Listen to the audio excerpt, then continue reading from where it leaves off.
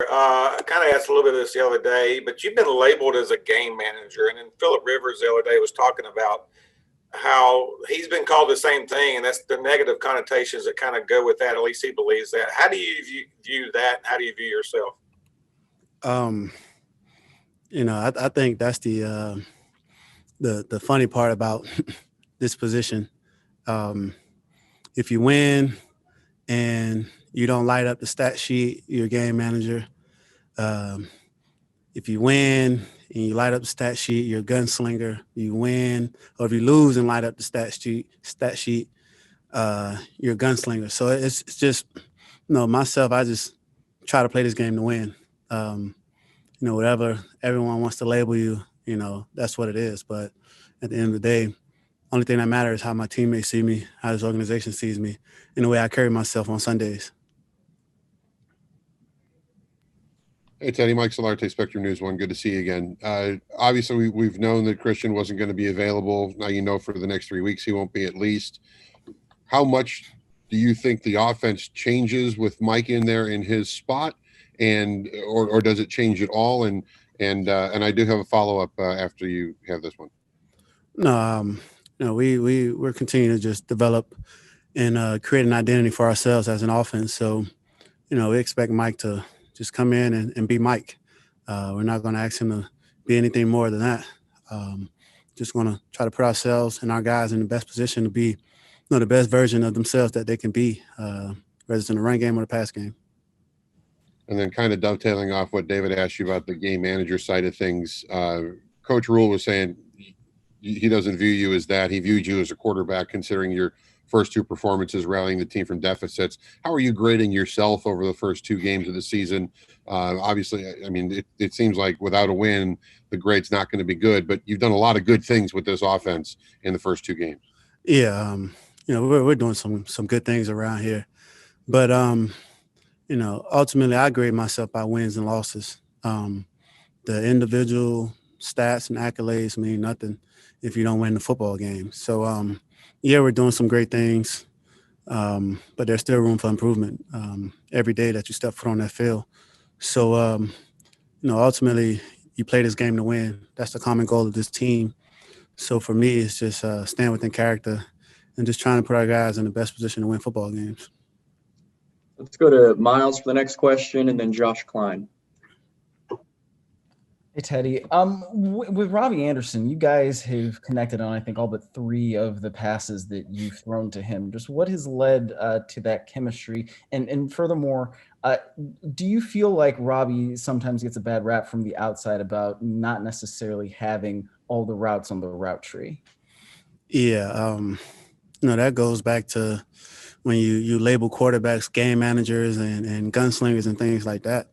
You look at Robbie, I'm pretty sure everyone labeled him as just a deep threat or a guy who can just stretch the field. But you watch the tape, he's running routes, he's catching the ball underneath, he's doing everything we've asked of him. So, it's easy to label a guy, but, Robbie's a guy who's just been extremely good for us so far these past 2 games.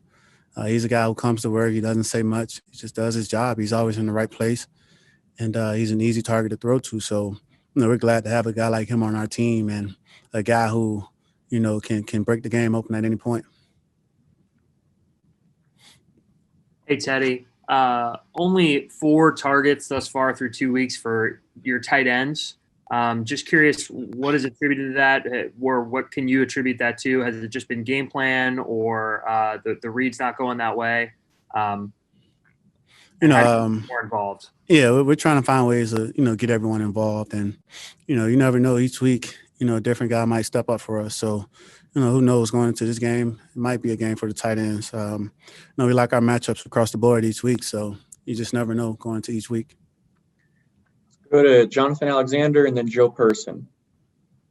Hey, Teddy. Hope you're doing well.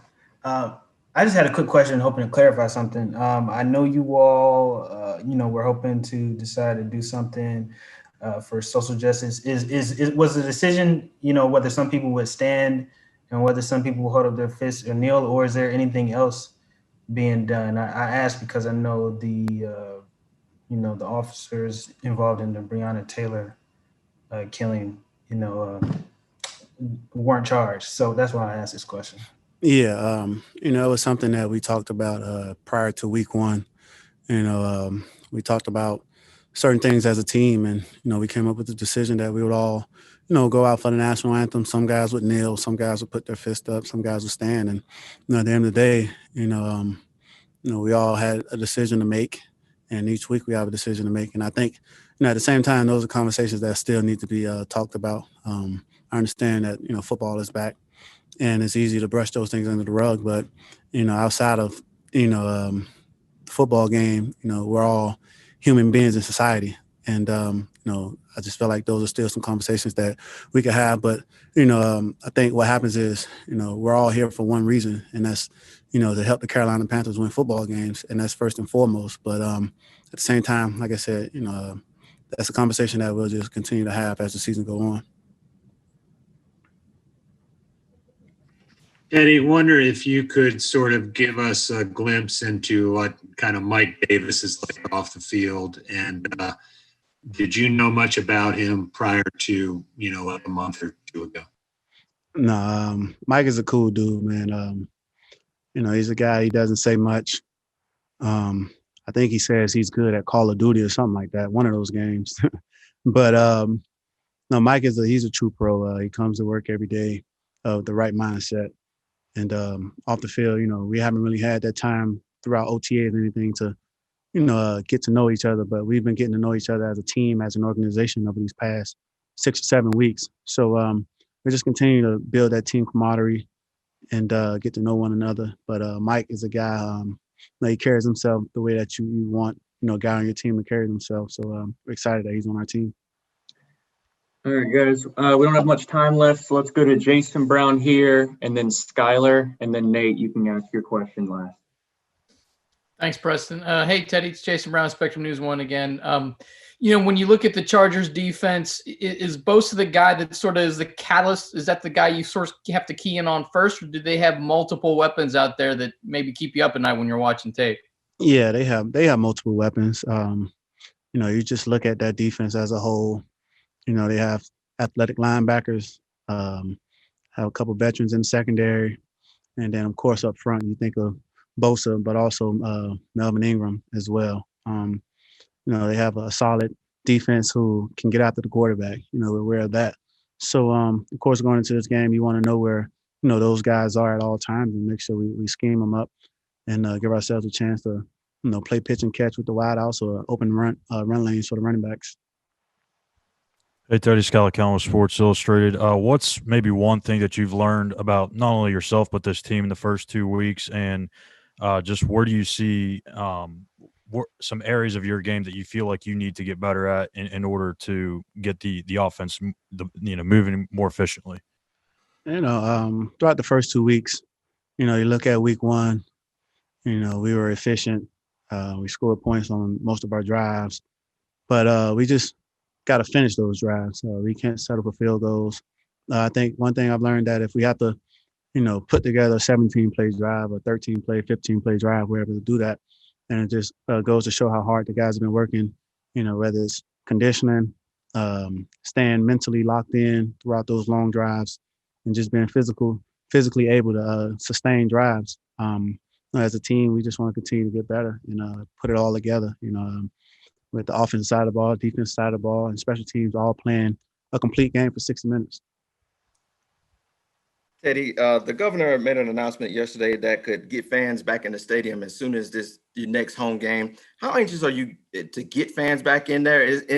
And after not having them for 2 weeks, has it been a thing of, it's almost been taken for granted that, fans are just going to show up, and how much you guys just miss them, not only at home, but even just to have it on the road?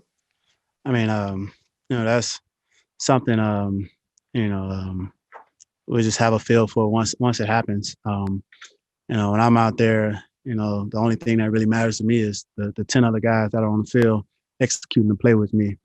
And, I understand that some guys, love the fans, but when they make plays, they can celebrate and get a reaction out of the fans. But when I'm out there playing, honestly, the guys on the field matter the most. And, of course, you want to do well for the fans and gives them something to cheer for and root for. But at the end of the day, all 11 guys on the field just have to have the same mindset as to put the team in the best position to win football games.